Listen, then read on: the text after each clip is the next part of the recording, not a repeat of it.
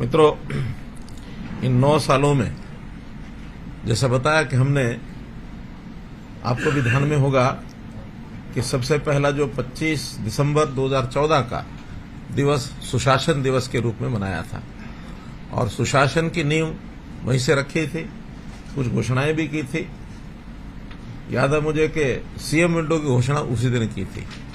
जिस CM window के बारे में आज हम कहते हैं कि लगभग 13 लाख लोगों ने अपनी शिकायतें उसमें दर्ज की और लगभग 11.5 लाख लोगों के तो जिसको कहना चाहिए उनकी शिकायतों को डिस्पोज ऑफ किया, हल किया।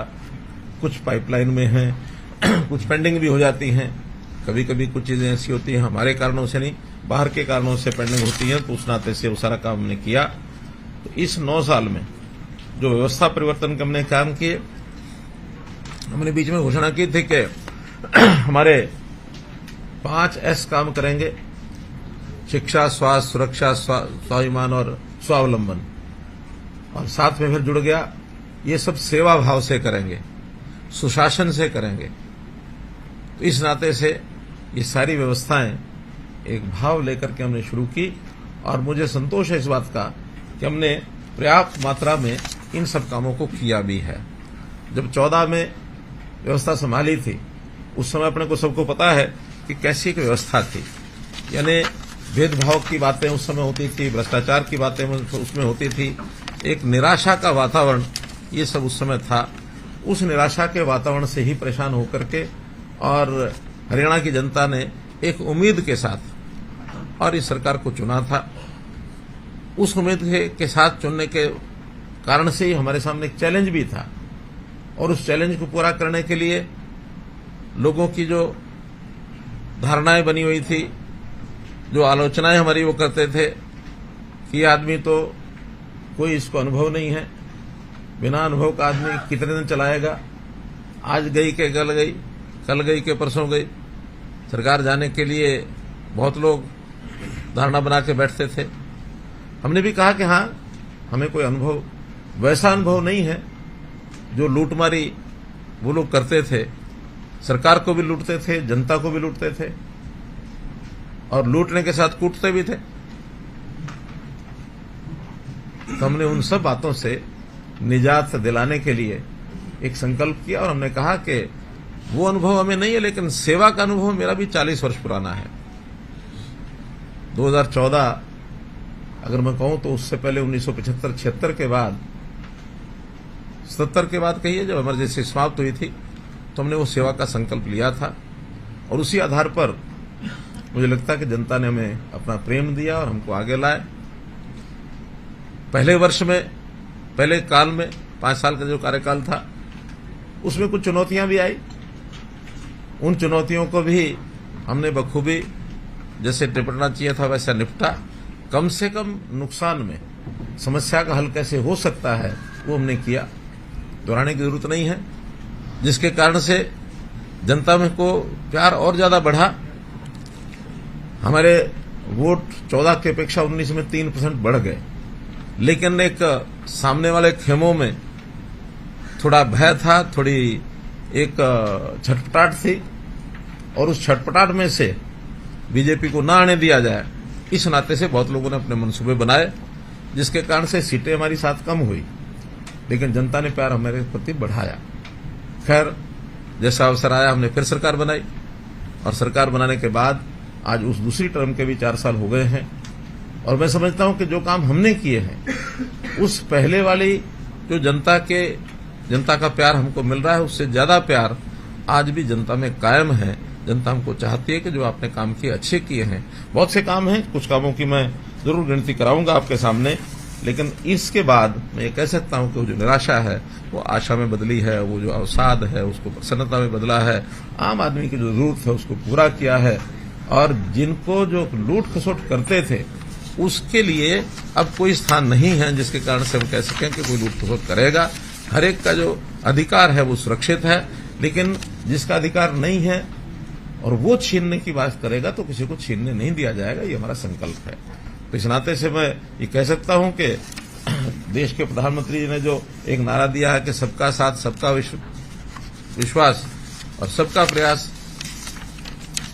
सबका साथ, सबका विकास, सबका विश्वास, सबका प्रयास। तो इस नाते से सबको साथ लेकर जाति पाति के सारे सिस्टम से ऊपर उठ करके हरियाणा एक, हरियाणवी एक, ये हमारा एक मौलिक चिंतन भी है और उसके ऊपर हम खरे उतरे भी हैं। हमने कभी भी जातियों को राजनीति के साथ नहीं जोड़ा है। जातियों का अपना उपयोग होता है परिवार के लिए, पारिवारिक आवश्यकताओं के लिए, जो जैसा जिसकी मान्यता होती है वो करता है। सब लोग एक जैसा करते ऐसा नहीं है, सबका अपना अपना अलग अलग होता है। हाँ, हमने एक और किया कि हरियाणा के ऐतिहासिक ऐसी बातें जो अच्छी बातें हैं, या हमारे जो महापुरुष हैं जिन्होंने हमको एक विचार दिया, उसके लिए भी योजना बनाई हरियाणा की। कभी किसी ने सोचा भी नहीं होगा कि संत महापुरुष विचार प्रसार सम्मान योजना, कि कितने संत महापुरुष हैं। हर एक समाज का कोई ना कोई एक अग्रणी देवी देवता है, उनका सम्मान करो। आखिर वो देवी देवता का स्थान पाया तो क्यों पाया? वो इसलिए पाया कि उन्होंने कुछ समाज को अच्छा दिया, और अगर अच्छा दिया है तो फिर हमें उनको मान्यता देनी चाहिए, उसको याद करना चाहिए और उनके बताए मार्ग पर सबको चलना चाहिए। तो हमने सब जयंतियां, बाकी सब ये मनाए, समाज के हर वर्ग को हमने अपने साथ जोड़ करके हम चले हैं। व्यवस्था परिवर्तन के जितने काम किए हैं उसके अंदर आपको पता ही है कि जैसे हमने अंत्योदय सरल पोर्टल बनाया, हर गरीब आदमी के लिए योजना हमारे उस पोर्टल पर जाकर के ले सकते हैं। 54 विभागों की 675 योजनाएं और सेवाएं ये ऑनलाइन कर दी कि किसी को दफ्तर के चक्कर ना काटने पड़े। किसी को छोटे से काम के लिए, छोटे छोटे काम के लिए भी चंडीगढ़ भागते थे। हमने ऑनलाइन ट्रांसफर पॉलिसी बनाई, आज कर्मचारी खुश है उससे, उहापोह नहीं होती है। तो इस नाते से डीबीटी की जो योजनाएं, यानी जितने प्रकार का लाभ समाज को मिलना चाहिए, बिचौलिए जो थे वही उसमें आड़े आते थे। जितना पैसा रिलीज होता था उसका बहुत बड़ा प्रतिशत जो है बीच में गायब हो जाता था। हमने डीबीटी की सारी योजनाएं बनाई। किसानों के लिए जो उनको पैसा दिया, शायद 80,000 करोड़ रुपए के लगभग हमने किसानों को सीधा उनके खातों में डाला है।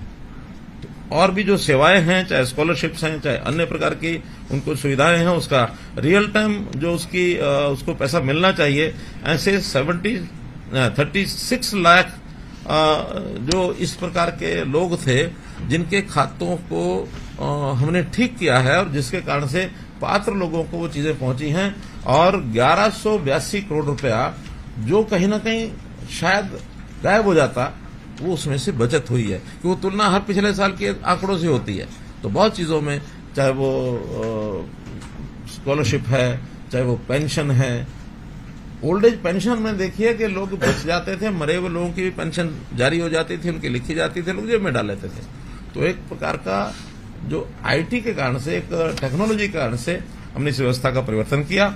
हम जड़ों से भी जुड़े हैं और हमने आधुनिकता के आधार पर टेक्नोलॉजी का सहारा लेकर के आज भी सारे काम किए हैं। तो इस प्रकार से व्यवस्था परिवर्तन का हमने काम किया है। और चर्चा में बिंदु बहुत हैं, फिर भी कुछ जरूर मैं दोहराना चाहूंगा। हालांकि ऐसा नहीं कि इनमें से आपको पता नहीं होगा, लेकिन आज एक विशेष अवसर है। 9 वर्ष पूरे हुए हैं, तो 9 वर्ष का पूरा खाका ये जब तक सामने नहीं आएगा तब तक उसका एक कंक्रीट पता भी नहीं लगता कि आखिर 9 साल। हमको तो लगता है कल शुरू हुआ था, आज 9 साल पूरे हो गए। लेकिन 9 साल में क्या क्या क्या जब वो सारा याद करते हैं तब हमको भी संतोष होता है, और आपको भी अगर उसमें से कोई बात ध्यान में आती तो आप हमको ध्यान करा सकते हैं। मीडिया के लोगों का यही ध्यान है कि कोई हमारे ध्यान कराने लायक बात जरूर ध्यान कराएं। तो थोड़ा सा अगर आज का कार्यक्रम थोड़ा लंबा भी चले तो उसकी चिंता मत करना, बच जाए तो जरूर पूछना। तो जैसे ऐसे ही बैठे बैठे हम याद कर रहे थे कि 9 वर्ष के 9 ऐसे काम, या बाकी सारे कामों को इसमें बांटते हुए 9 कौन से काम हो सकते हैं। डिटेलिंग बाद में करूंगा, मैं उसके 9 हेडिंग पढ़ता हूं। परिवार पहचान पत्र 1, दूसरा बीपीएल की सीमा हमने 120 से बढ़ा के 180 की है, उसके लाभ सबको दिए। बेटी बचाओ बेटी पढ़ाओ एक और सफलता का बड़ा विषय। मेरी फसल मेरा ब्यौरा जो किसानों के लिए बहुत एक बेस बन गया है उनके सारे समस्याओं के हल के लिए। चिराई और आयुष्मान कार्ड, लगभग 30 लाख से ऊपर लोगों को, परिवारों को 5 लाख रुपए का जो सालाना लाभ मिलना सुनिश्चित किया है। प्रधानमंत्री स्वामित्व योजना, फिर इसी प्रकार से नल से स्वच्छ जल हर एक रसोई में पहुंचाना। 5,791 गांव में 24/7 बिजली देना। ई लर्निंग के लिए 5.5 लाख जो हमने टेबलेट दिए हैं, ये भी एक यूनिक हुआ है, किसी प्रदेश ने ऐसा नहीं किया है। हर जिला नेशनल हाईवे से जुड़ा है। हिसार अंबाला के 2 नए नागरिक हवाई अड्डे, ये एक निर्माण की स्थिति में पहुंचे कि धीरे धीरे यहाँ चाहे वो राष्ट्रीय डोमेस्टिक फ्लाइट्स होंगी या इंटरनेशनल फ्लाइट्स होंगी या फिर उड़ान की छोटी फ्लाइट्स है, उनके लिए भी पर्याप्त हमारे अपने 2 एयरपोर्ट हमारी अपनी जमीन पर हो जाएंगे। अन्यथा तो एक दिल्ली में है और दूसरा चंडीगढ़ का हमारा सांझा एयरपोर्ट है जिसका हम उपयोग करते हैं। लेकिन ये हवाई पट्टियां काफी हैं, लेकिन 2 एयरपोर्ट ये हमारे एकदम अपनी धरती पर हो जाएंगे। इसके अलावा ये तो 9 का मैंने बताया, इसके अलावा खेल है, व्यापार उद्योग है, लॉ एंड ऑर्डर है, सेना है, कर्मचारी हैं, टूरिज्म है, और ये जो हमारे सत्याग्रही और जो हमारे हिंदी आंदोलनकारी, और फिर मैं न बोलूं तो ठीक नहीं रहेगा, मीडिया के साथ भी हमने राम राम ठीक रखी है। तो इन सब बातों को ध्यान में रखते हैं अब एक एक विषय पर अगर आपसे थोड़ी साझी करता हूं मैं। जैसे मैंने परिवार पहचान पत्र बताया, 71 लाख परिवारों का डाटा एक ही यानी सर्वर पर एक पोर्टल के माध्यम से हम उनकी सब जानकारियां ले सकते हैं। आज मैंने पर्टिकुलर कोई 2-3 कंडीशन लगा के डाटा निकालता हूं तो 1 मिनट में निकल आता है, इतने परिवार है, इतने मेंबर है, 1 मिनट में निकल आता है। कोई भी श्रेणी जिसकी हमको चिंता करनी, योजना बनानी है, फट हम निकाल लेते हैं। आय के हिसाब से, आयु के हिसाब से, व्यवसाय के हिसाब से, शिक्षा के हिसाब से सब चीजें निकल आती हैं। तो इसी प्रकार से जो योजनाएं और सेवाएं मैंने बताई हैं इसमें सरल पोर्टल में, उसमें से कुछ तो ऐसी हैं जो व्यक्तिगत काम से जुड़ी हैं या परिवार के काम से जुड़ी हैं, कुछ अन्य सेवाएं होती हैं डिपार्टमेंट्स की हैं। तो डिपार्टमेंट्स के अगर निकाल दी जाए तो व्यक्ति से जुड़ी और परिवार से जुड़ी भी 397 सेवाएं हैं और 45 लाख परिवारों ने इसका लाभ उठाया अभी तक। तो इस प्रकार से हमारे परिवार पहचान पत्र में जाकर के लाभ उठाता है। ये जो प्रोएक्टिव होकर के old age pension 1,40,000 old age pension हमने प्रोएक्टिव बना करके उनके घर में भेजी है। अगर ये सिस्टम नहीं होता तो शायद वो भी धक्के खाते, वही दरखास्त और लेकर के दस्तावेज बनाते दफ्तरों के चक्कर। लेकिन हमने कहा कि हमारे पास एक सिस्टम बना है, अब आपको जाने की जरूरत नहीं, हम आपको घर बैठे ऐसी 14,000 दिव्यांगजन जिनको पेंशन नहीं मिल रही थी, उनके भी अब दिव्यांगजनों के सर्टिफिकेट अब अपने आप बन जाते हैं, वरना इनको सर्टिफिकेट बनाने में बड़ी कठिनाई आती थी। इसी के माध्यम से जैसे किसी को अपना ये पिछड़ा वर्ग का कोई भी सर्टिफिकेट चाहिए, वो उसको अपने आप मिलता है, जातीय प्रमाण पत्र, आय प्रमाण पत्र उसी में से मिलता है। ऐसे बहुत से ऐसे काम हैं जिनको गिनाया जा सकता है, लेकिन परिवार पहचान पत्र जो किसी प्रदेश ने अभी अडॉप्ट कर रहे हैं, सब उसका अध्ययन भी कर रहे हैं। महाराष्ट्र की टीम तो स्वयं आई, मेरे पास आया कि भाई आपके साथ ही मीटिंग करनी है, मीटिंग करके गए हैं और 8-9 प्रदेशों ने इस पर अध्ययन किया। इवन प्रधानमंत्री जी ने सभी स्टेट्स को कहा है कि आप हरियाणा की परिवार पहचान पत्र का जो ये सिस्टम है इसका अध्ययन करिए और जहां तक संभव हो लागू करने की कोशिश करिए।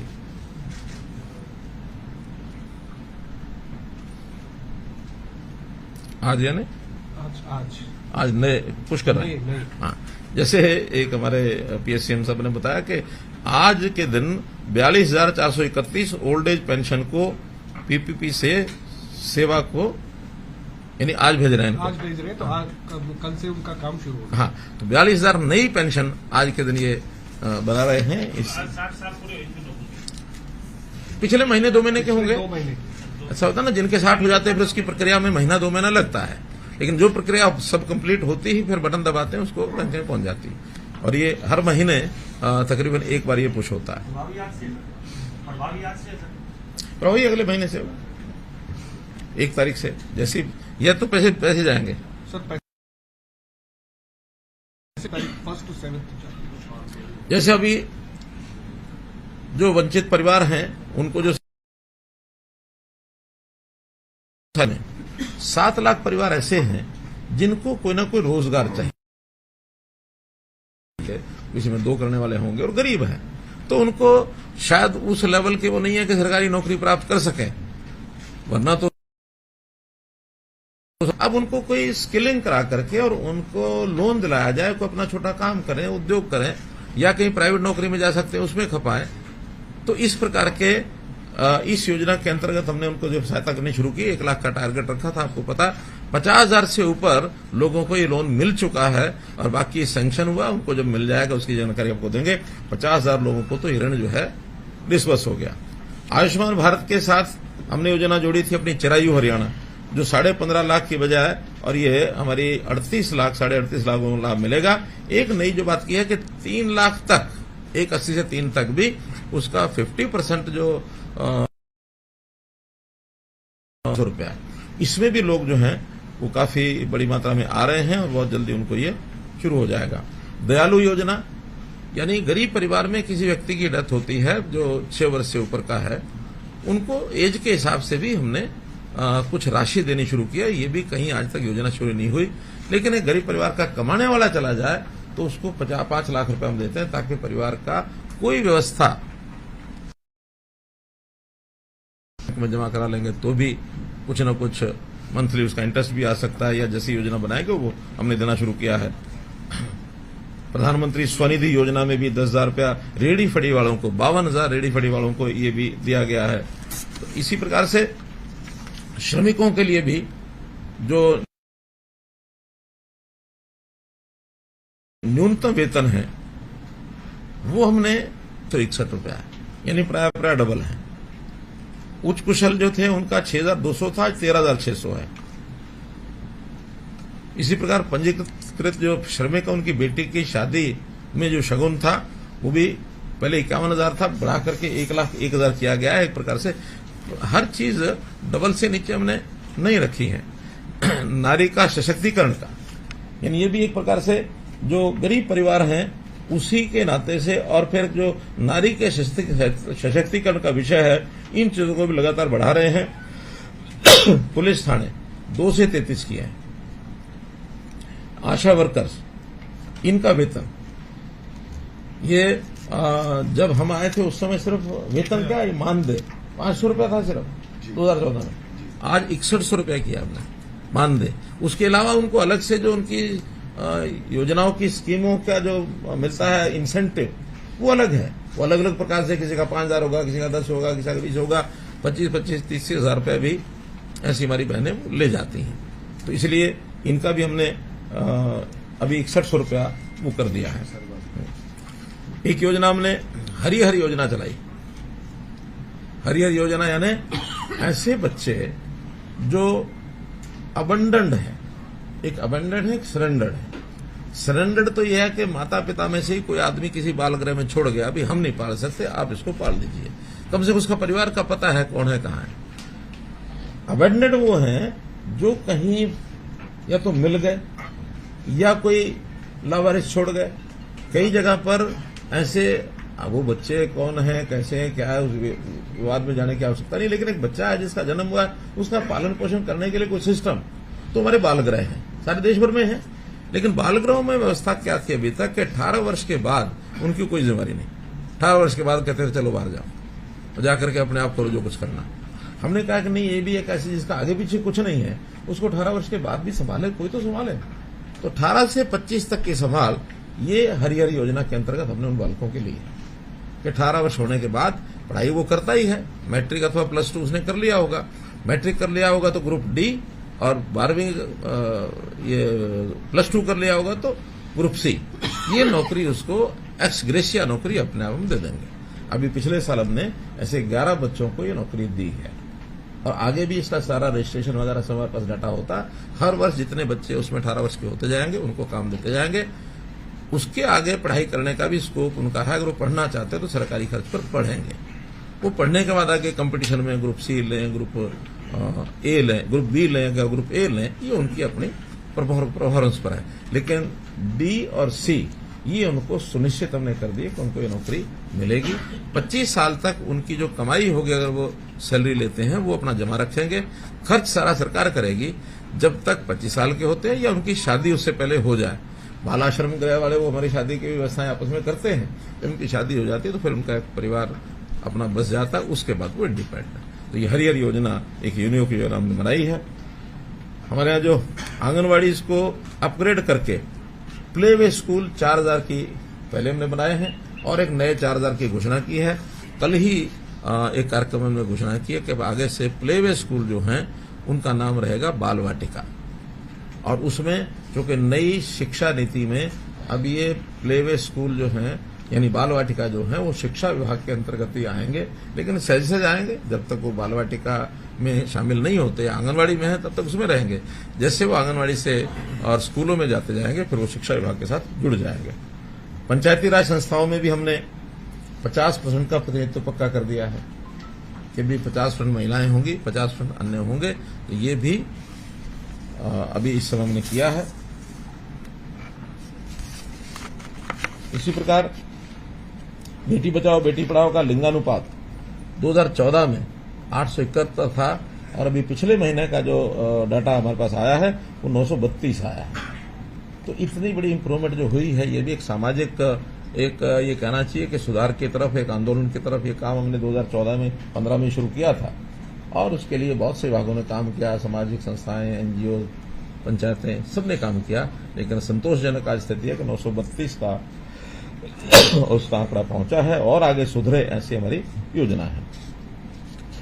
जैसा मैंने बताया कि मेरी फसल मेरा ब्यौरा में 12 लाख किसानों के खाते में 85,000 करोड़ रुपया ये सीधा हमने डायरेक्ट डाला है हर एक एकड़ की फसल की, और एंट्री होती है, वरना पता ही नहीं होता था। प्लानिंग में यानी रेवेन्यू डिपार्टमेंट के आंकड़े कुछ और होते थे, एग्रीकल्चर के कुछ और होते थे, इरिगेशन के कुछ और होते थे, फसल के आंकड़े ही मिलते नहीं थे।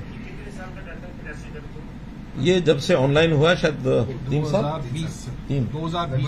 साल हो गए। तो इन 3 सालों में 85,000 करोड़ रुपया हमने उनके खातों में डायरेक्ट डाला है। जो पहले आड़तियों के इधर के उधर के माध्यम से जाता था, तो अब किसान कभी अपने आप को पहले लखपति नहीं समझता था, आज ये डालने के बाद करोड़पति हो गए, अपने मन से खर्च करते हैं। तो इनकम को बढ़ाने का एक बड़ा कारगर उपाय ये किसानों के लिए हमने किया है। प्राकृतिक आपदा 2013 में जो सिर्फ 6,000 रुपए थी और 13 के नवंबर इन्होंने 10,000 घोषणा की थी, लेकिन उसके बाद कोई एक पैसा दिया नहीं था। हमने आते ही उसको 10,000 का 12,000 किया था, बाद में 15,000 किया। यानी जो 6,013 में था आज वो 15,000 रुपया है। और उसके साथ साथ जो प्रधानमंत्री फसल बीमा योजना ये भी उसके बाद शुरू हुई, उसमें तो जो प्रीमियम भर के अपना कोई नुकसान का यानी मुआवजा लेता है उसको पर्याप्त मात्रा में मिलता है, 20,000, 25,000, 30,000, 40,000 तक भी मिल जाता है। वो डिपेंड करता है कि पूरे एरिया में कैसा नुकसान हुआ, क्या फसल है और उस क्रॉप कटिंग में किस प्रकार से उसको मिलता है। यानी 15,000 तो न्यूनतम हम देते ही देते हैं। तो ये बहुत बड़ा एक लाभ उनको मिला है। अभी तक इस 9 साल में हम इस मुआवजे में 11,000 करोड़ रुपया किसानों के खाते में डाल चुके हैं, 11,000 करोड़ रुपया, जबकि पिछली सरकार ने कुल मिलाकर के अपने 10 साल में 1158 करोड़ रुपए डाले थे। We are 10 times. वो अलग है, वो अलग है। ये सिर्फ सरकारी जो हम जो कंपनसेशन देते हैं आपदा वाले, उसमें एमएसपी पर हमको पता है कि मेन फसलें तो वही होती हैं जो सारे देश में होती है, लेकिन हमने छोटे लेवल पर भी जिनकी फसलें बहुत कम होती हैं उनको भी एमएसपी पर किया। तो 14 फसलें हम एमएसपी पर खरीदते हैं। हालांकि बहुत पूरी जरूरी होती नहीं है, जैसे मूंगफली खरीदते हैं, जैसे मूंग खरीदते हैं, जैसे तिलहन खरीदते हैं, तिल खरीदते हैं, बहुत कम मात्रा में होता है, लेकिन फिर भी हम खरीदते हैं। इसी प्रकार से जो चीज हम न खरीद सकें, एक फसल खास करके इसमें हमने वो जुड़ी हुई है परमानेंट हुआ बाजरा, उसमें भावांतर भरपाई योजना कि मार्केट रेट और जो एमएसपी है उसके बीच का अंतर ये हम किसान को देते हैं, उसके खाते में डालते हैं। और पिछले 4 साल से ये सफलतम प्रयोग चल रहा है। इस बार भी हमने 300 रुपये शायद घोषणा की है। 300 रुपये अब धीरे धीरे एमएसपी का और बाजार भाव का गैप कम होता जा रहा है। वरना ये पहले हमने 600 किया था, फिर ये 450 हुआ था, इस बार 300 है। हम तो चाहते हैं कि मार्केट रेट एमएसपी बराबर हो जाए, सरकार को खरीदना ना पड़े, बाजार में ही बिक जाए। दक्षिण हरियाणा के टेल्स पर 300 टेल्स में 39 साल के बाद पानी पहुंचाया हमने, आफ्टर 39 ईयर्स। वरना तो वो नहरें तो बन गई थी, चौधरी बंसलाल जी के समय पर टेल खाले नहरें आखिर तक बना दिए, पानी नहीं पहुंचा पाए। हमने उसका, हालांकि पानी हमारे पास आज भी कम है, लेकिन फिर भी योजना बनाना यानी उसका प्रबंधन करना, उसमें से ही कहीं मानो हमें लगता है ज्यादा पानी जा रहा है उसका थोड़ा कम करना, पानी बेकार जा रहा है उसको डाइवर्ट करना, या खास करके बरसात के दिनों में पानी का यूटिलाइजेशन अच्छा हो जाए। वरना तो बरसात में तो पानी रोक ही देते थे, आगे बढ़े नहीं, कहीं ऐसा ना हो कि बाढ़ ना आ जाए। हम कहा एक दिन हमारा केवल 1 लाख क्यूसेक से ऊपर जब हथनीकुंड में पानी होता है उस दिन बंद करते हैं। उस 1 लाख के क्यूसेक तक लगातार दक्षिण हरियाणा में टेल्स तक पानी 3 महीने तक हम भेजते हैं।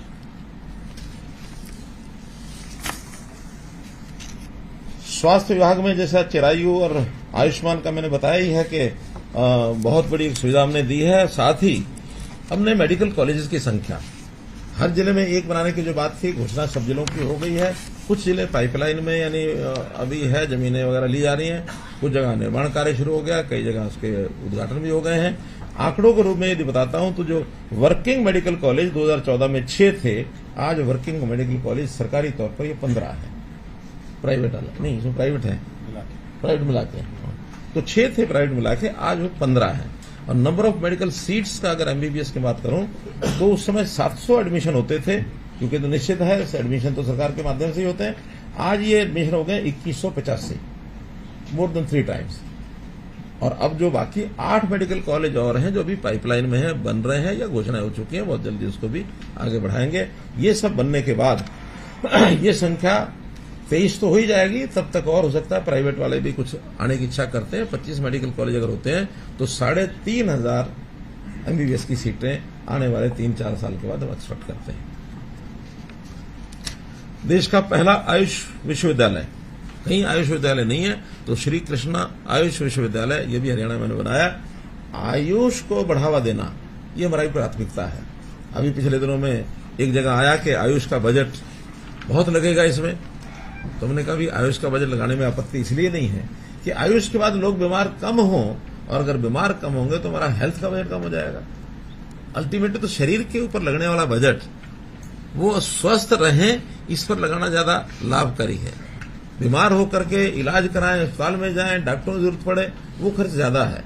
बीमार न हो ऐसे हम योग के माध्यम से, खान पान के माध्यम से आदतें सुधर जाएं, या आयुष की पद्धति से इलाज हो, तो इस ओर हम आगे बढ़ रहे हैं धीरे धीरे। हमने वेलनेस सेंटर्स के ऊपर भी एक प्लान अपना बनाया है कि जो योगशालाएं हैं वहां सब जगह आयुष के वेलनेस सेंटर्स ये सब जगह बने, इसका भी हम काम कर रहे हैं। प्रधानमंत्री जी की जो स्वामित्व योजना में लाल डोरा के अंदर 25 लाख ऐसे परिवार हैं जिनको अपना मालिकाना हक ये मिला है, और ये योजना चलाने वाला भी हरियाणा प्रदेश पहले ही हमारा इनिशिएटिव है, और सारे देश में 8 प्रदेशों में तो ये लागू हो गया है। जैसे हमने कंप्लीट कर लिया है सारा ये काम अपना, बाकी प्रदेशों में भी कंप्लीशन की तरफ बढ़ रहा है। और इसी प्रकार से साथ में शहरी जो स्वामित्व की योजना है, जिसके अंदर 20 साल से पुराने ऐसे व्यावसायिक संस्थान जो म्यूनिसिपैलिटीज के थे पहले, तो वो सारे उनको एक निश्चित रेट के ऊपर हमने दिए हैं, उनके नाम करा दिया, मालिक बना दिया। अब अन्य विभागों की जमीनें भी वहां थी, उसकी भी प्लानिंग बन गई है, वो भी सारी उनके नाम करा दी जाए, ताकि लोगों को पहली पीढ़ी कभी किराए पर लगी होगी, आज पैसा देने वाले लोग दे करके और अपना मालिक को उसमें बन सकते हैं।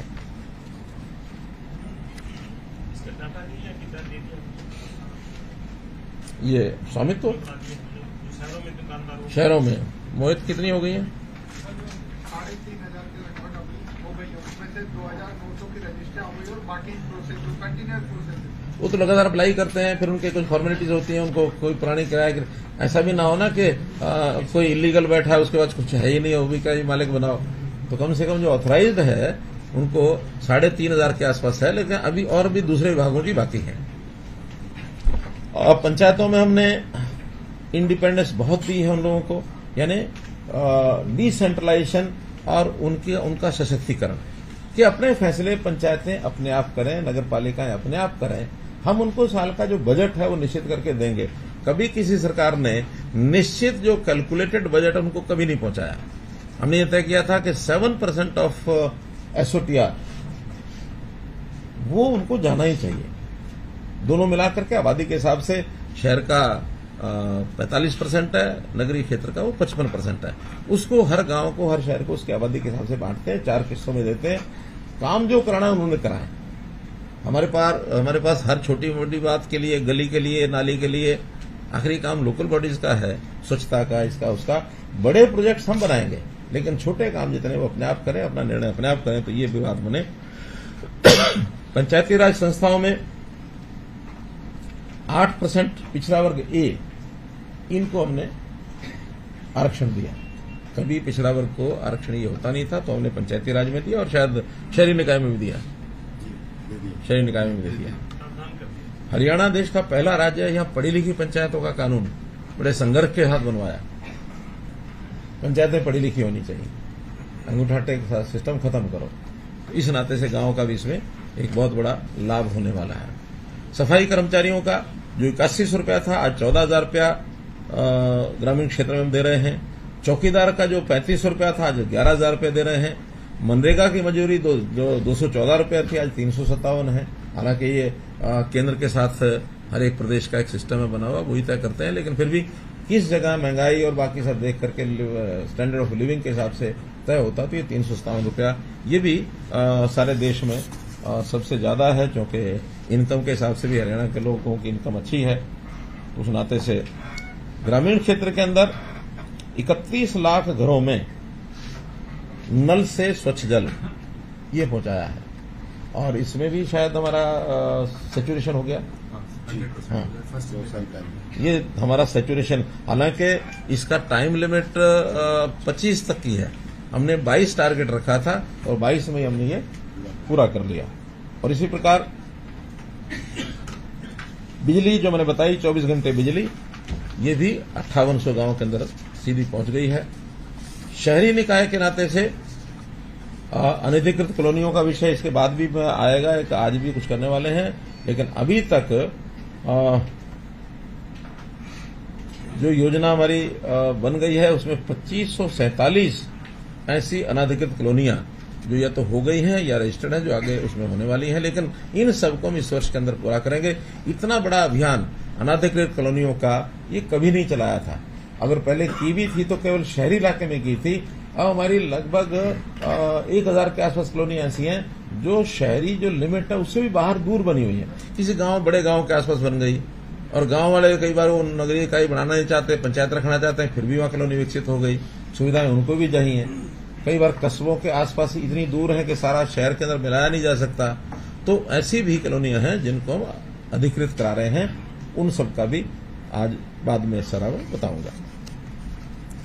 शहरों के अंदर मेयर और अध्यक्ष का सीधा चुनाव, ये कभी सोचा पर नहीं था, लेकिन हमने उसको सीधा कराया है। और मतलब इसमें मुझे कहने में कोई आपत्ति नहीं है। इसके कारण से एक बहुत बड़ा भ्रष्टाचार का एक खेल खेला जाता था मेयर के और अध्यक्ष के चुनाव में, वो सब चौपट हो गया, उसको हमने खत्म कर दिया। 4 बड़े शहरों में डेवलपमेंट अथॉरिटीज बनाई हैं, पंचकुला, सोनीपत, फरीदाबाद और गुरुग्राम। तो डेवलपमेंट अथॉरिटीज ये अलग से, यानी जो एमसीजी के या जो म्यूनिसिपल कमेटी या नगर निगम के लेवल के कामों से ऊपर के काम हैं, बड़े काम, बड़े हाईवेज हैं, बड़े एलिवेटेड रोड्स हैं, पुल हैं, ये सब, या स्टेडियम्स हैं। तो ऐसे बड़े काम जो हैं वो सारे डेवलपमेंट अथॉरिटी कराएगी। वो जो काम अभी तक या तो एचएसवीपी कराता था या कहीं और विभाग उसमें लगते थे, लेकिन अब अलग से डेवलपमेंट अथॉरिटी उनकी बनाई, और बहुत अच्छा। कम से कम फरीदाबाद, सोनीपत सबसे पहले शुरू हुआ था, गुरुग्राम, तो बहुत अच्छा एक विकास आप लोग सब देखते ही हैं, वो उसके कारण से निकला है। और फरीदाबाद भी अच्छा काम कर रहा है, सोनीपत में शुरू हो गया है, और पंचकुला में शुरू हो गया। और 5वां वो हमने हिसार के अंदर भी इसको घोषणा की है, बहुत जल्दी उसका गठन भी हो जाएगा।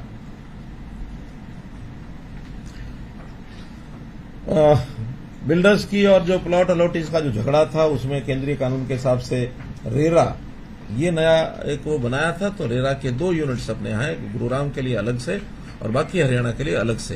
तो इसमें भी सुचारू रूप से काम जो चल रहा है, तो बहुत से जो ऐसे मकानों के प्लॉट होल्डर्स या जो फ्लैट होल्डर्स थे, उनको काफी उसका लाभ हुआ है। पावर डिपार्टमेंट, जहां हमने 24 घंटे बिजली की बात कही है, वहां पर बिजली के जो लाइन लॉस हैं, ये 2014 में हम देखते हैं भयंकर थे। कुछ गांव तो ऐसे थे, यानी बिजली का बिल भरना वो अपना अपमान समझते थे। ये तो एक ऐसा सरकार का जजिया कर है, ये हम क्यों दें बिजली। तो उनकी धारणा क्या थी, शायद बिजली मुफ्त में आती है, पानी में से निकलती है, पैसा तो लगता ही नहीं, इसलिए बिल क्यों भरें।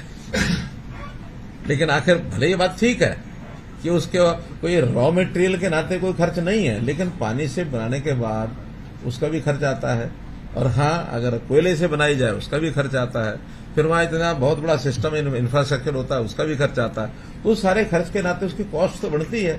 जब ये समझाया, हमने बहुत प्रेम से प्यार से सब समझाया, सारा कुछ किया। पहली बात तो लाइन लॉस जो कुछ गांवों में 80% दर्ज किए गए, और कुछ रिकवरी जो है बिलों की वो भी नहीं होती थी, कई साल के पड़े थे, उसकी कई योजनाएं बनाई। अल्टीमेटली आज लाइन लॉस टोटल मिलाकर के एवरेज 13.6% रह गया। यानी और थोड़ा हम कोशिश करेंगे, it will come to single digit, कोशिश करनी पड़ेगी। अभी 13.6% है। और जो हमारा बिलों की रिकवरी है, जो बिल पे हो जाते दे दिए जाते हैं, उसकी रिकवरी जो 50-55% रहती थी, अब वो 84% हो गई है। और बिजली की कंपनियां, पहली बार हरियाणा की चारों बिजली कंपनियां जो है वो प्रॉफिट में आई है। और ये गुजरात के बाद Haryana is the second state जिसके अंदर हम इसको कवर कर पाए हैं। बाकी अभी भी सारे प्रदेश जूझ रहे हैं इस घाटे में। कुसुम योजना के अंतर्गत जो सोलर पंप लगाने थे, उसमें भी हरियाणा ने बहुत अच्छी अचीवमेंट अपनी की है।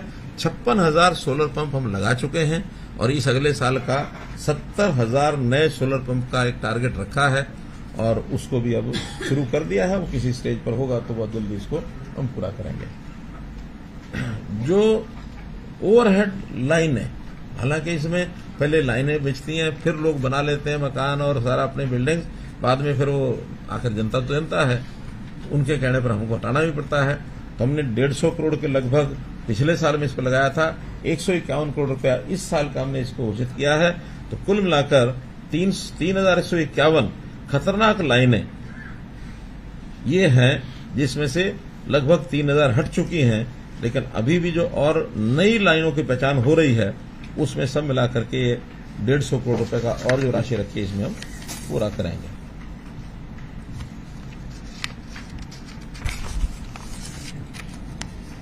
ई लर्निंग की जैसे मैंने बात कही, 5.5 लाख टेबलेट्स जो दिए हैं। और भी शिक्षा के अंदर, चाहे वो हमारा मानो ऑनलाइन स्थानांतरण नीति, तो उसमें ही बता दी मैंने, सुशासन में बताई है।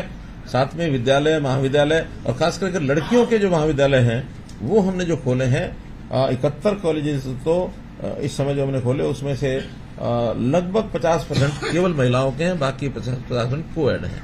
20 किलोमीटर के अंदर एक कॉलेज जरूर होगा, ऐसा वो दायरा, वो हमारा टारगेट जो है उसको हमने पूरा किया है।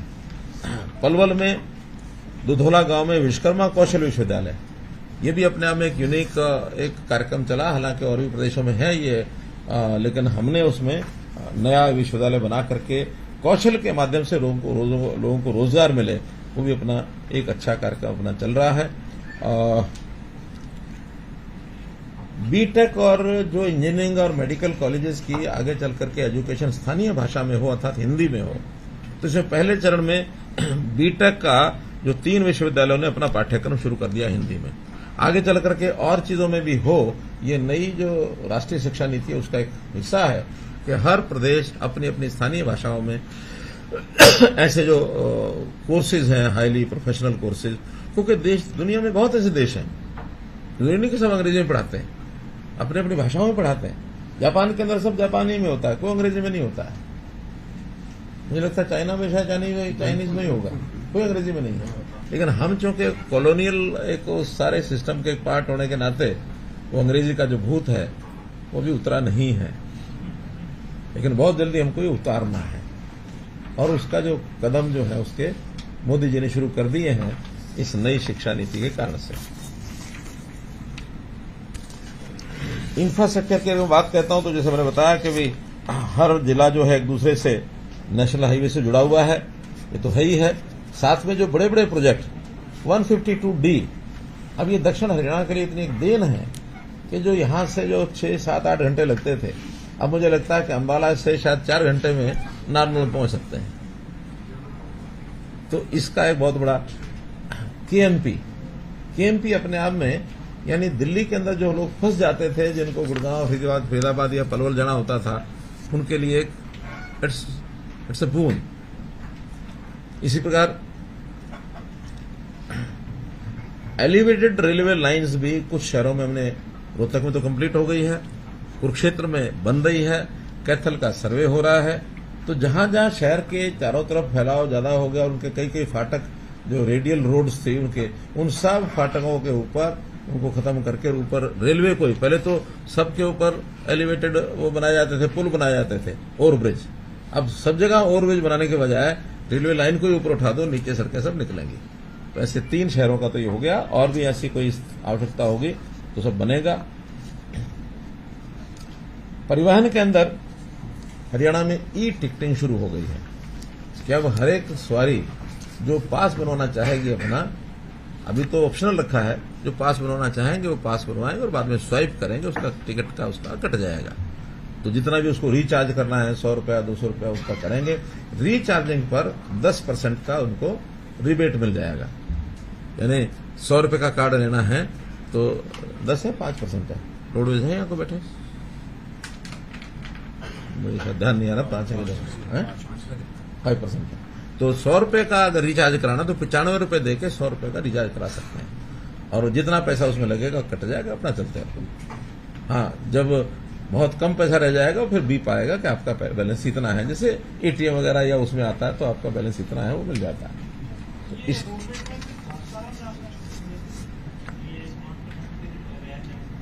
रोडवेज नहीं, लोग इस पर आए। एक इंसेंटिव है कि लोग कैश की बजाय, मेट्रो में भी तो देते हैं, मेट्रो में भी देते हैं कि कैश की बजाय अगर कार्ड से आता है तो इससे सबका समय बचता है, उसका भी समय बचता है। जेब से पैसे लाएगा, टुट्टे पैसे नहीं होंगे, फिर वो कंडक्टर अपनी जेब में रख जाएगा, पकड़ नहीं बाद में देता हूं, बाद में सवारी उतर गई, 2-4-5 रुपये भूल गया, और पैसे छूटे होते भी नहीं आजकल। मुझे नहीं लगता कि 1 रुपए का नोट पिछले साल भर में किसी ने देखा होगा, है? देखा है? अब वहां तो 1-1 रुपए का भी उसकी वो है बनी हुई थी। अब हालांकि बदल दिया उसको 5 रुपए कर दिया कि 5 रुपए का टिकट, फिर 10 का, फिर 15 का, फिर 20 का, फिर 25 का। लेकिन ये है जो कैश देंगे, और जो कैश नहीं देंगे उनका जो एक्चुअल किलोमीटर के हिसाब से रेट होगा, स्वाइप करने का उतना ही कटेगा, रुपए पैसे में कटेगा। और इसमें एक बड़ा लाभ और हो रहा है, अभी तक ये जो फ्री ट्रैवलिंग वाली जो कैटेगरीज हैं, लगभग 39 कैटेगरीज हैं, इसका रोडवेज का और सरकार का एक द्वंद्व चलता रहता है। वो कहते हैं फ्री वाले आपके इतने 100 करोड़ रुपए तो फ्री वाले ट्रैवल कर गए, और फिर उनका घाटा हो गया। हम कहते इतना घाटा क्यों हो गया? वो कहते घाटा उनके कारण से फ्री ट्रैवल किया। वो कहते हैं फ्री ट्रैवल ज्यादा था, हम कहते घाटा ज्यादा है। तो अब कम से कम फ्री ट्रैवल वालों को सबको पास मिलेगा, लेंगे कुछ नहीं, लेकिन स्वाइप होकर के उसका रिकॉर्ड हो जाएगा, इस आदमी ने साल भर में इसका इतना उपयोग किया। बच्चों को भी जो पास दिए जाते हैं उनको कार्ड मिलेगा, कार्ड जो है अपना स्वाइप करो और चढ़ जाओ, ताकि ये जो हिसाब किताब है डिपार्टमेंट का भी आपस में, ये भी बहुत जरूरी है व्यवस्था बनाना। तो इसलिए उसको ई टिकटिंग का काम ये अब शुरू कर दिया है। खेलों का तो हमको सबको पता ही है, सर्वाधिक हम पुरस्कार देते हैं हरियाणा के, और मेडल भी जो है वो किसी प्रदेश के नाते तुलना करें तो हम सर्वाधिक लेते हैं। लगभग 35% ऑन एवरेज जितने मेडल्स हैं वो सारे देश भर में जो आते हैं वो हरियाणा के आते हैं। तो हरियाणा की मिट्टी जो है उसका अपना एक विशेष स्थान है। ओलंपिक के 16 और 20 के दोनों के 9 मेडल में से 5 हरियाणा के हैं। एशियन के 18 और 22 में 177 में 47 हरियाणा के हैं। कॉमनवेल्थ में 18 और 22 दोनों मिलाकर के 127 में से 44 हरियाणा के हैं। तो इस प्रकार से हरियाणा अपने आप में बहुत बेहतर प्रदर्शन कर रहा है, और इसमें हम फैलाव कर रहे हैं, अच्छा फैलाव, यानी नर्सरीज को शुरू करना। ये अपने आप में एक स्कीम बनाई कि कैच दम यंग ने छोटे बच्चों को स्कूलों में नर्सरियां करवाओ। प्राइवेट स्कूल, सरकारी स्कूल 1100 नर्सरीज हम चल रही हैं। उसी हिसाब से, हालांकि पिछली सरकार ने स्टेडियम हमको दिए विरासत में, लेकिन सब टूटी फूटी हालत में, किसी में कोई कोच नहीं है, कहीं घास पैदा हुआ है, कहीं पशु घूम रहे हैं।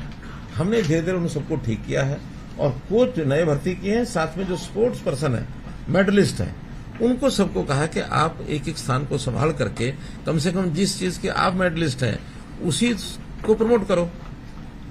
आखिर खेल के कारण से नौकरी देते हैं तो उस विधा को प्रमोट करें जिस विधा के कारण से वो आगे बढ़े। अब कोई भी मेडल लेकर के, स्वर्ण मेडल लेकर के, जरूरी नहीं कि वो अच्छा क्लर्क बन सके, जरूरी नहीं कि वो कोई और कोई टेक्निकल काम कर सके।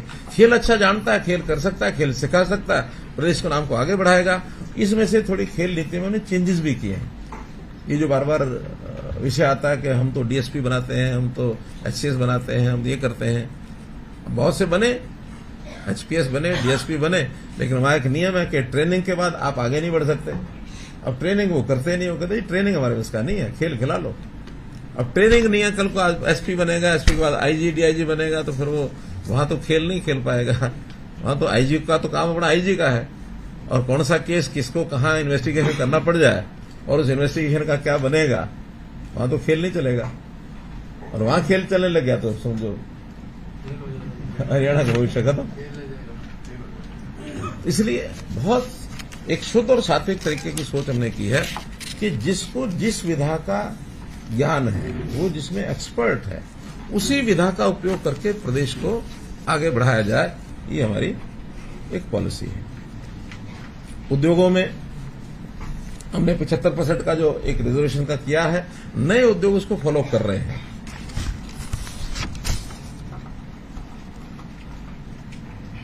बहुत अच्छा ये समाचार मिला है कि बिजली मंत्रालय भारत सरकार जो हमारा यमुनानगर में एक 800 मेगावाट का एक थर्मल और लगना है, उसकी परमिशन भारत सरकार ने दे दी है। लगभग 5500 करोड़ रुपए में इस प्रोजेक्ट को जनवरी 24 के अंदर अवार्ड कर दिया जाएगा। एक अच्छा उसके अंदर समाचार ये मिला है। तो ऐसे उद्योगों में 75% का जो आरक्षण वो नए उद्योगों ने शुरू कर दिया है देना, क्योंकि हमने इंसेंटिव रखे हैं कि हरियाणा के आदमी को रखोगे तो ये इंसेंटिव भी देंगे, और उसके कारण से एक अच्छा इंसेंटिव है। उनका भी लालच ये होता था कि बाहर के प्रदेश के कम सैलरी में लोग आ जाते थे, और यहाँ के प्रदेश का आदमी उतने कम सैलरी में जाने के लिए तैयार नहीं है। तो फिर हमने उनको इंसेंटिव दिया, तो यहाँ के लोगों को लगाने के लिए वो तैयार हो गए हैं और काफी अच्छी मात्रा में जा रहे हैं। इसके लिए एक पोर्टल बनाया है और जल्दी लागू हो जाएगा। निष्पक्ष और पारदर्शी भर्ती, इसकी कहानी किसी को बताने की जरूरत नहीं है कि कैसे कैसे भर्तियां पहले होती थी। आज मैं ये कह सकता हूं कि 10 साल में 1/3 हमारा जो टोटल अमला है कर्मचारियों का 1/3 रिप्लेस हो चुका है इन 10 सालों में, 1,10,000। बिल्कुल ठीक है। और अगले 5 साल में, अभी तो 10 साल में किया है, अगले 5 साल में 1/3 और भी कर देंगे। बल्कि वैसे तो इसी साल में एक 60,000 के आसपास नए लोग आएंगे, तो फिर ये 60,000 आने के बाद तो लगभग आधा ही हो जाएगा, 1/3 की बजाय। तो ये बहुत बड़ा परिवर्तन आपको वर्किंग सिस्टम में, सरकारी सिस्टम में देखने को मिल भी रहा है और आगे मिलेगा। अब इसमें डिटेल में जाने की जरूरत नहीं है, बस इतना ही है कि भर्ती कौन कैसे होता है, वैसे ही जैसा बोए बीज वैसा होए फल। तो बीज अच्छा बो के अगर हम कुछ करेंगे तो फल अच्छा आएगा।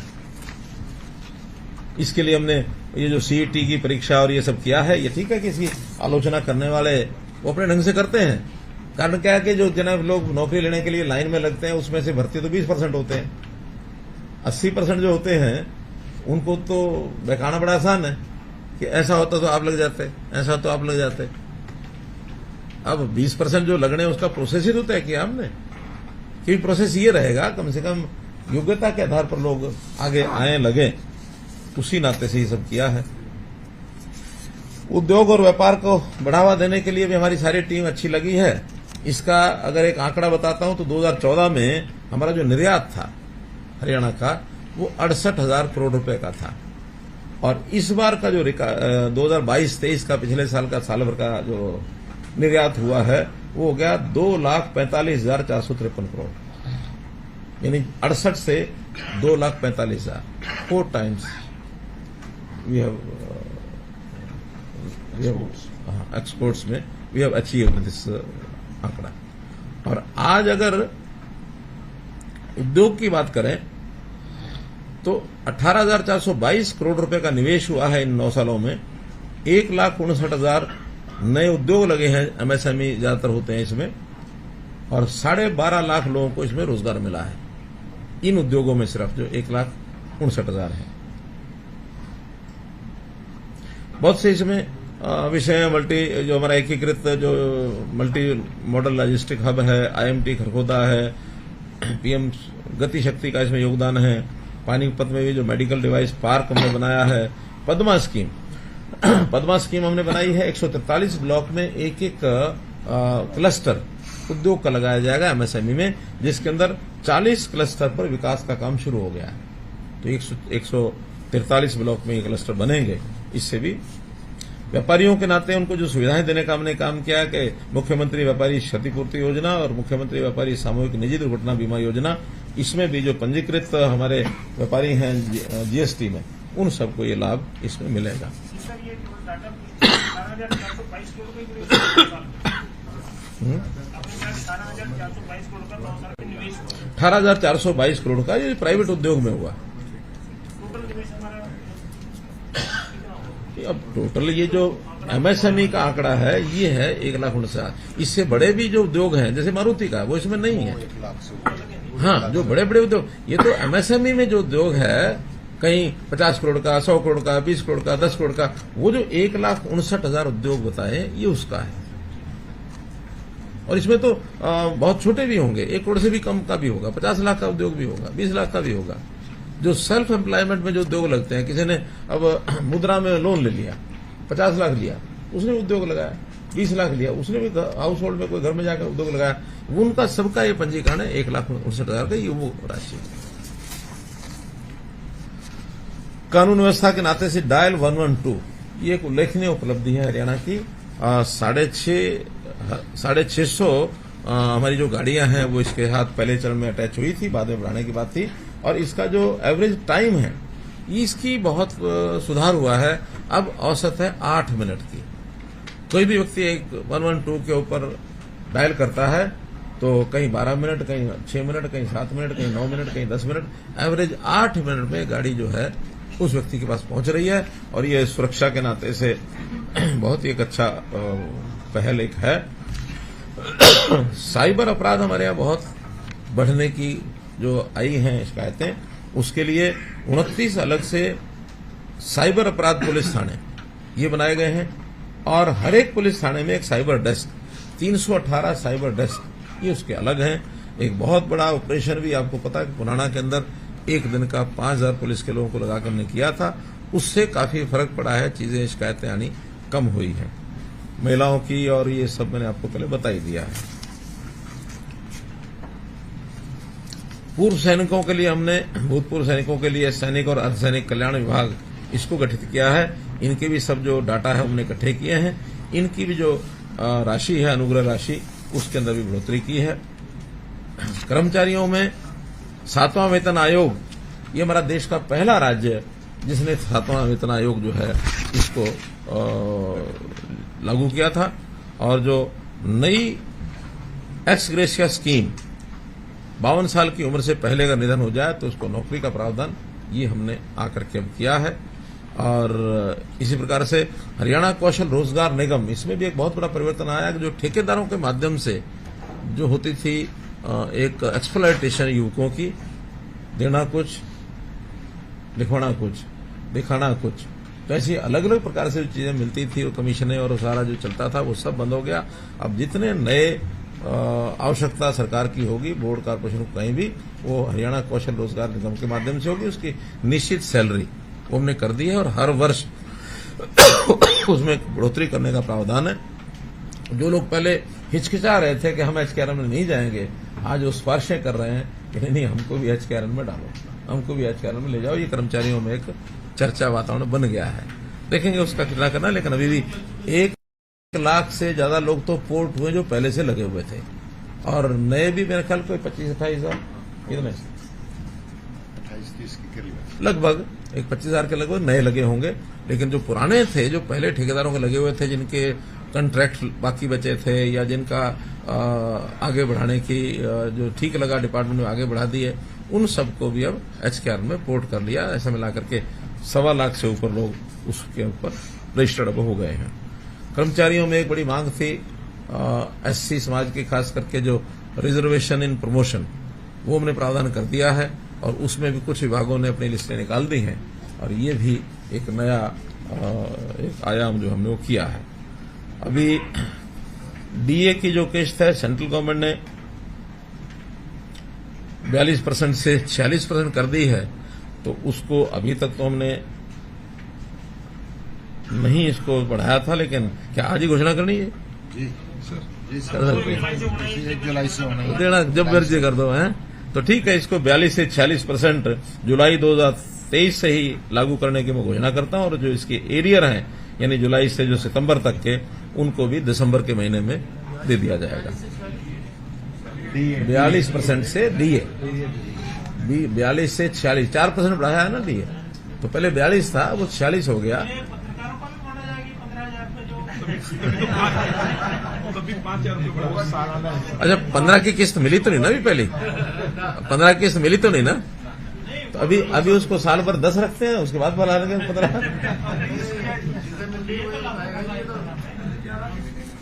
चलिए, इसमें लगभग 3.5 लाख एम्प्लॉइज हैं, उसका इसमें लाभ होगा। हमारा टूरिज्म डिपार्टमेंट और संस्कृति पुरातत्व विभाग, इन्होंने भी काफी छलांगे लगाई हैं। जैसे टूरिज्म में कई प्रोजेक्ट्स हमारे जो शुरू हो गए हैं। कुरुक्षेत्र का शुरू हुआ है, मोरनी में शुरू हुआ, कौन सा टिकरताल। अभी कुछ दिन बाद बैलून, क्या उसको बोलते हैं, हॉट एयर बैलून, उसका भी एक शुरू करने वाला एडवेंचर, एक उसकी उड़ान 8 तारीख को शुरू कर रहे हैं इस नवंबर को पिंजौर में। और एक इसी प्रकार का जो एक केंद्र है, वो हथनी कुंड में जो बैराज है, वहां जो पानी है, वहां भी कुछ समय के बाद वहां शुरू किया जाएगा। और जैसे संस्कृति और पुरातत्व विभाग में हमें मालूम है कि अंतर्राष्ट्रीय गीता जयंती हर वर्ष शुरू होती है, ये भी हमने आकर के इस लेवल पर लेके आए, अंतर्राष्ट्रीय स्तर पर दूसरे देशों में भी जाकर के कर रहे हैं। कैलाश मानसरोवर यात्रा जो है, इसको भी तीर्थ यात्रियों को वार्षिक वित्तीय सहायता दी जाती है। राखी गढ़ी का भी बहुत एक बड़ा सेंटर वहां बन गया है, उसमें संग्रहालय और जो विवेचन केंद्र, उसका निर्माण अभी चल रहा है, और बहुत जल्दी उसका उद्घाटन करने के लिए आप लोगों को भी वहां निमंत्रण दिया जाएगा। और 22 एकड़ जमीन के ऊपर अम्बाला छावनी में जो प्रथम स्वतंत्रता संग्राम में शहीद स्मारक जो बनना है, वो किन्हीं कारणों से बीच में रुका था, लेकिन दोबारा से उसका टेंडर हो करके उसको जल्दी शुरू कर देंगे। अरावली सफारी पार्क 10,000 एकड़, ये भी अपने आप में एक इतना बड़ा यूनिक कार्यक्रम है कि इसमें बहुत लोगों को रोजगार भी मिलेगा, और हमें मुझे लगता है कि उसकी इकोनॉमी में भी अच्छा खासा हमको उसका लाभ मिलने वाला है, ऐसा मैं मानकर चलता हूं। अग्रोहा में खनन का कार्य, इसकी परमिशन हमको मिल गई है। जो उत्खनन ऐसे पुरातत्व के जो अवशेषों का होता है, जैसे राखी गढ़ी चल रहा है, ऐसा ही अग्रोहा में करने का भी हमको मिल गया। बहुत जल्दी उसको भी शुरू कराएंगे। हिंदी आंदोलन सत्याग्रही और आपातकाल पीड़ित, ये जो हमारे बंधु हैं, अब उनकी ओर से भी ये विषय आया कि पत्रकार ज्यादा प्यारे हैं आपको, हमारी चिंता नहीं है। और मैं आज ये भी घोषणा करता हूं कि उनको भी 10,000 की बजाय 15,000 रुपया दिया जाएगा पेंशन का। ज्यादा नहीं है, 450 है दोनों को मिला के। तो इनको भी अगले महीने से 10 की बजाय 15,000 रुपया जी हो जाएगा।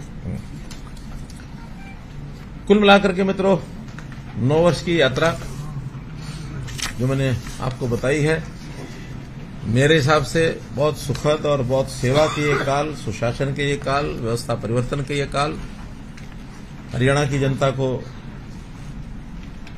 लाभ देने वाला ये काल। मुझे आज सवेरे फोन आया कि आज आपको बहुत बहुत बधाई हो। मैंने कहा बधाई किस बात की? कहने लगे आपने 9 वर्ष में 27 साल का काम किया है, इस बात की बधाई। तो 9 साल में पिछली सरकारें जो काम करती थी, आपने 9 साल में 27 साल का काम किया, ये उनका एक कमेंट था। अच्छा, कोई समझदारी आप जैसा ही कोई व्यक्ति था। नहीं, अभी क्या, अभी तो आज मैंने समय मांगा आप लोगों से कि आज समय जल्दी रहता ना। अभी तो यात्रा जारी है। हाँ, अभी यात्रा जारी है। अब आज के इस अवसर पर कुछ ऐसी चीजें भी हैं जो आगे बढ़ना है अपने को, क्योंकि आज 9 साल पूरे हुए, ये साल भी पूरा, भी कुछ ना कुछ और उत्सवी लोगों को थोड़ा सा मिलना चाहिए, कुछ ना कुछ। और अगले साल में तो फिर इसी प्रकार से फिर जब बैठेंगे तो उस समय तो फिर आप वाले की जो मांग है उसको भी देखेंगे। तो इस नाते से एक तो हमारे जो स्थानीय निकाय हैं, इसमें ग्रामीण क्षेत्र के और शहरी निकाय के पिछले दिनों में उनके साथ मीटिंग हुई थी, तो उन्होंने डिमांड रखी थी अपने कुछ मानदेय बढ़ाने के लिए। तो मानदेय का इस प्रकार से है कि जो जिला परिषद है, उस जिला परिषद में अभी तक उनको मानदेय मिलता है 10,000 रुपये महीना, और अब उनका अगले महीने से 1 नवंबर से ही ना सर 1 अक्टूबर से 1 अक्टूबर से, तो उनकी मीटिंग अक्टूबर में हो गई थी, तो उनको आश्वासन दे दिया था। ठीक है, 1 महीना और बढ़ गया इसमें, तो 1 अक्टूबर से 10,000 पहले था, अब इसको 20,000 रुपया कर रहे हैं महीने का, 20 डबल। वाइस प्रेसिडेंट 7.5 से 15, मेंबर 3 से 6, यानी लगभग एकदम डबल। पंचायत समिति 7.5 से 15, यानी जो चेयरपर्सन है, वाइस चेयरपर्सन 3.5 से 7, मेंबर 1,600 से 3,000। इस प्रकार से इनका ये सरपंच और पंच का हमने पहले मई में बढ़ा दिया था। ऐसे ही म्यूनिसिपल कॉर्पोरेशन, मेयर, इनको पहले मिलता था 20,500, अब इनको मिलेगा 30,000। सीनियर डिप्टी मेयर 16,500 से 25,000, डिप्टी मेयर 13,000 से 20,000, काउंसलर 10.5 से 15,000, ये कॉर्पोरेशन में। देन म्यूनिसिपल काउंसिल, प्रेसिडेंट 10.5 से 18, वाइस प्रेसिडेंट 7.5 से 12, काउंसलर 7.5 से 12। देन म्यूनिसिपल कमेटी, प्रेसिडेंट 6.5 से 10, वाइस प्रेसिडेंट 4.5 से 8, काउंसलर 4.5 से 8। इस प्रकार से जो हमारे चुने हुए प्रतिनिधि हैं, उन सबका ये मानदेय है, इसको भी हमने बढ़ाया है। आज कुल मिलाकर जो नगरीय क्षेत्र और टाउन कंट्री प्लानिंग, इस क्षेत्र की कुछ कॉलोनीज को एक समझो किस्त और इसकी फेज 4 कहें इसको, तो इसकी रिकमेंडेशन हुई है इसको अप्रूव करने की। इसमें सबसे पहले जो अर्बन लोकल बॉडीज, स्थानीय निकाय, इसकी 90 कॉलोनियों को और अप्रूव किया जाता है। इसके अंदर सबसे ज्यादा है 25 यमुनानगर की और 17 फरीदाबाद की, 15 पलवल की, 12 झज्जर की, ये 10 से ऊपर है, बाकी जिलों की 10 से कम है। तो ऐसी 90 कॉलोनी और ये अप्रूव की जाती हैं। इनका विकास कार्य के नाते से इसकी योजना ये बननी शुरू हो जाएगी। ऐसे ही टाउन कंट्री प्लानिंग, इनकी भी 100 कॉलोनी इनको अप्रूव किया जाता है। डिस्ट्रिक्ट वाइज इनकी संख्या है अंबाला 11, भिवानी 3, कुरुक्षेत्र 29, सिरसा 10, यमुनानगर 47। तो ऐसे 5 जिले हैं जिनकी ये अभी और की जा रही है। टाउन कंट्री प्लानिंग की अभी भी जो इन्होंने जनवरी 24 तक का टारगेट लिया हुआ है, 471 कॉलोनी और है टाउन कंट्री प्लानिंग की, जो अभी अप्रूव जनवरी 24 तक करने का प्रयत्न किया जाएगा। क्या टीएल जनवरी 24। हाँ। ऐसे ही टाउन अर्बन लोकल बॉडीज ने भी इनकी थोड़ा संख्या में ज्यादा है, क्योंकि एक काफी बड़ी मात्रा में जो पिछली कॉलोनीज बहुत पहले अप्रूव हुई थी कांग्रेस के टाइम पर, उन लोगों ने पूरी कॉलोनी को अप्रूव करके बीच बीच में 2-2, 3-3, 4-4 एकड़ का एरिया खाली छोड़ दिया। अब वो प्राइवेट है कि किसी और का है, सरकारी है, लेकिन मकान बाद में बन गए हैं, उनको अप्रूव किया नहीं। उनको लगता है हमारी कॉलोनी अप्रूव है तो शायद हम भी अप्रूव है, लेकिन जब अब बनाने शुरू करी प्रॉपर्टी आईडी तो निकल के आए, तो ये इन्होंने अनअप्रूव छोड़ा हुआ है। ऐसे सब भी 800 कॉलोनी पुरानी है जहां पैचेज छूटे हुए हैं। क्यों, इज इट राइट? ऐसे ही 800 कॉलोनी तो ऐसी बच गई जिसमें 25, 1 एकड़ 2 एकड़। उससे मिला रहे हैं। हाँ वो तो हाँ परिधि से नहीं, वो तो चूंकि एक एक प्रॉपर्टी जांची जा रही है और उसमें रिकॉर्ड जांचा जा रहा है कि ये रिकॉर्ड में कौन सा एरिया है जो अप्रूव हुआ है, उसके अंदर ही निकल करके आई है। और इसके अलावा भी कुछ लगभग ऐसी 800 कॉलोनी और ऐसी होंगी जो हमने बाद में जिनका रजिस्ट्रेशन कराया था वो भी शायद उसमें से ये निकल जाएंगी 90, तो उनको भी 31 जनवरी क्यों गुप्ता जी? हाँ? हाँ। हमारे यूएलबी के कौन आए? नहीं आए। चलो हम उनको 31 जनवरी कहते हैं, 31 दोनों कर देंगे तब भी ठीक है। और इसमें कोई आचार संहिता नहीं लगने वाली, चिंता मत करो, ये तो रेगुलर काम है। लेकिन जनवरी में सब हो जाए ताकि हम बाकी समय में उनके जो काम है डेवलपमेंट के उनको सब कराएं। आपको मैंने पिछली बार बताया था कि इस डेवलपमेंट के काम के लिए अर्बन लोकल बॉडीज का लगभग 3000 करोड़ रुपया ये खर्च होने वाला है, जो अब से लेकर के और अगले चुनाव से पहले हम 3000 करोड़ रुपया खर्च करेंगे। 1 एकड़ पर 60 लाख से लेके 1 करोड़ रुपए तक खर्च आएगा, डिपेंडिंग अपॉन रोड्स कैसी हैं, चौड़ी हैं, कम भीड़ी हैं, कितनी हैं, तो इतना इस पर खर्च आने वाला है। और अब है टाउन कंट्री प्लानिंग की जो अप्रूव हुई है, इसका भी निर्णय हमने किया है कि ये सारी अप्रूव्ड कॉलोनीज, इसमें सारा सर्वे का काम, उसकी प्लानिंग का काम और बाद में फिर उस पर बनाने का काम, यानी जो डेवलपमेंट काम होने उसको करने का काम, ये सारा एचएसबीपी करेगा। उसकी जो डेवलपमेंट चार्ज है वो भी एचएसबीपी एकत्र करेगा, लेकिन करेगा on behalf of town country planning. कोई शॉर्टेज रहेगी फंड्स की तो फिर ये टाउन कंट्री प्लानिंग अपने आप तय करेंगे कि किन से लगवाना है, खुद लगाना है या एचएसबी से लगवाना है या सरकार से लगवाना है। ये इनके सामने का विषय नहीं है, अपन कर लेंगे। हमें तो वो काम चाहिए, वो कॉलोनी में विकास का काम पूरा होना चाहिए और करेगा वो एचएसबीपी, ऐसा हमने उसमें तय किया है। और इसी प्रकार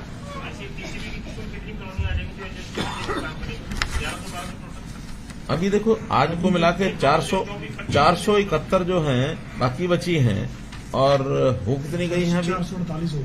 448। तो कुल मिला के 900 सवा 900 कॉलोनी है जो एचएसवीपी के जिम्मे ये डेवलपमेंट के लिए जाएंगे। एक घोषणा ऐसी है कि हरियाणा में जगह जगह नेशनल हाईवे के टोल्स हैं, वो तो नेशनल हाईवे वाले जाने। एक हमारी सड़क एचएसआईडीसी की है बड़ी, उसका ठीक चल रहा है सारा सिस्टम।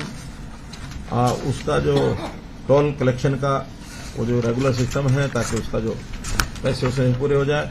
लेकिन पीडब्ल्यूडी की कुछ सड़कें ऐसी हैं जिनमें कमर्शियल टोल लगे हुए हैं, तो उन कमर्शियल टोल में 6 टोल ऐसे हैं जो हमने पहचान की है, जिसका समय भी बहुत थोड़ा बचा है कंट्रैक्टर का, और उसकी कलेक्शन भी कोई बहुत अधिक नहीं है। तो इस नाते से 6 जो टोल हैं उनको एक निश्चित तिथि के बाद बंद कर दिया जाएगा, वो मैं आपको बता रहा हूं। इनका टोल फ्री कर दिया जाएगा, जिसमें 3 तो ऐसे हैं जो 1 नवंबर से ही बंद हो जाएंगे, 3 दिन बाद, जिसके अंदर जो डिपार्टमेंट के लोग चला रहे हैं इनको, और डिपार्टमेंट के लोग तो जब चाहे चला सकते हैं, जब चाहे बंद कर सकते हैं, इसलिए डिपार्टमेंट का तो कोई हमें दिक्कत नहीं है।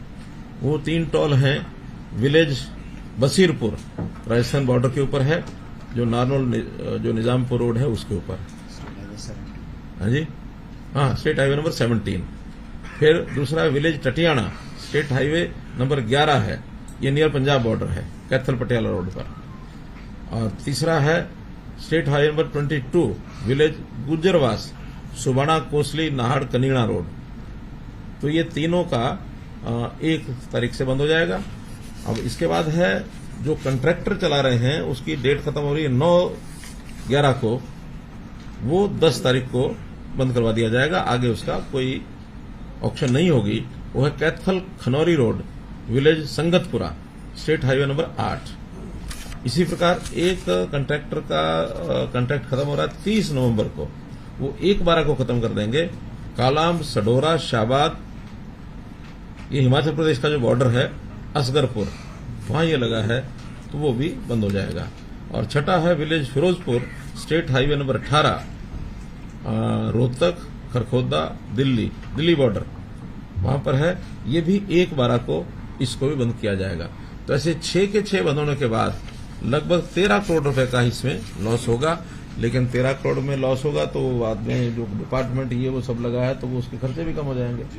इसलिए एक निर्णय जो है in the interest of the public ये लिया गया कि 6 टोल जो है इनको इस साल के अंत तक ये बंद हो जाएंगे, कुछ 1 तारीख को 3 और 3 उसके बाद।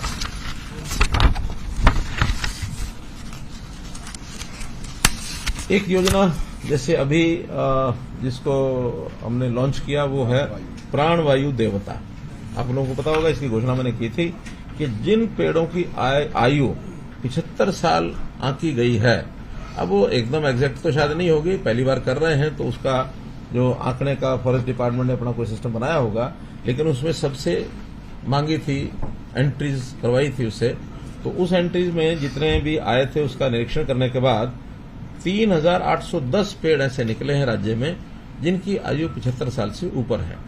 मेरा मानना है कि शायद और भी निकल सकते हैं, कुछ वन विभाग अगर नॉन फॉरेस्ट पेड़। अच्छा, ये नॉन फॉरेस्ट है, हाँ फिर ठीक है, क्योंकि फॉरेस्ट में तो बहुत ऐसे पेड़ होते हैं, तो ये नॉन फॉरेस्ट एरिया है 3810। इनका 27.5 रुपये वार्षिक के हिसाब से आज इनको सबको पेंशन भेज दी गई है। पंचायतों की लैंड पर है तो पंचायतों को गई है, प्राइवेट पर है तो प्राइवेट को गई है, और ये उसकी देखरेख करने के लिए, और एक बड़ा पेड़ है उस बड़े पेड़ की सुरक्षा की भी आवश्यकता होती है।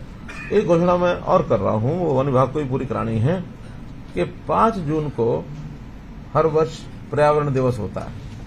तो मेरा ऐसी एक अपील है आप लोगों के माध्यम से कि उस गांव के लोग, आसपास के लोग 5 मई को, क्योंकि पर्यावरण दिवस है, उसकी पूजा जरूर करें, क्योंकि अधिकांश इसमें पीपल के पेड़ हैं। 1285 तो इसमें पीपल के ही पेड़ हैं लगभग आधे, और उसके बाद बरगद के हैं, जाड़ है, मीठी जाड़, नीम, जंडी, आम, कृष्ण कदम, तिलखण, जामुन, ढाक। ढाक तो वो छोटा पौधा होता है, ढाक का क्या पेड़? डाक तो बड़ा बड़ा पेड़। आख समझ रही आप? आक नहीं है, ढाक। आख नहीं, ढाक है जी। ढाक। डाक तो बड़ा। गुल्लर, खारी जाड़, बेरी, खिरणी, इमली, ढोक, शीशम, बरना, बेल, हरड़, सिंबल, बहेड़ा, लसूड़ा, रोहेड़ा, मौलसरी, अर्जुन, इंदिरा ढोक, कैर, खैर, किक्कर। ये किक्कर भी है 75 साल की। खैर, तो ये कुल मिलाकर 3810 पेड़ हैं जिनकी आज हमने पेंशन भेजी है। जिला वाइज भी इसमें सबसे ज्यादा रेवाड़ी में है, फिर यमुनानगर में है। इस प्रकार से इन पेड़ों का, इनके प्रति श्रद्धा का भाव इसलिए रखें क्योंकि आखिर वातावरण को शुद्ध रखने में इतना बड़ा योगदान इन्होंने दिया है 75 साल तक। और भी पेड़ इस श्रेणी के आगे बढ़े, बल्कि कुछ जो पेड़ एक निश्चित आयु के बाद हो जाए तो उनके ऊपर कोई डेट का एक लगा देना चाहिए, तख्ती या कोई थोड़ा ऊपर करके, कि लोग उसको हटा ना सकें, या कोई चिपका दें या कील से लगा दें, ताकि सन कौन सा इसके पेड़ पौधारोपण का सन अपने आप ही पता लग जाए कि ये कितने साल का हो गया। ये पेंशन है, ये पंचायतों को मिली है, वो उसकी जिसकी जमीन पर है, जिसकी जमीन पर है वो उसको गया। हाँ, वही इसका दे, पंचायत जो पंचायत को मिली जाती जमीन पर है। वो पंचायत को जाएगा।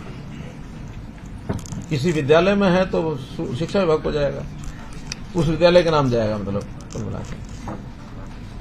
यानी बहुत एक अनोखी ये पहल है, और इस पहल का जब मैंने घोषणा की थी तो बहुत स्वागत हुआ था। और ये पेंशन जैसे हमारी वृद्धावस्था पेंशन है उसके हिसाब से बढ़ती रहेगी। फर्क इतना ही है कि वो पेंशन मासिक होती है, वार्षिक होती है।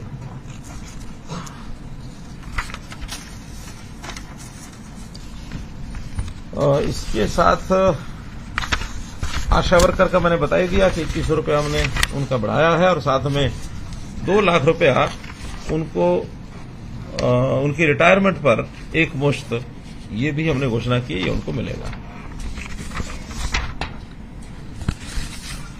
कुल मिलाकर के मित्रों, अब आपके पास कुछ बचा हो तो आप आ जाओ। सर, ये 9 साल में आपने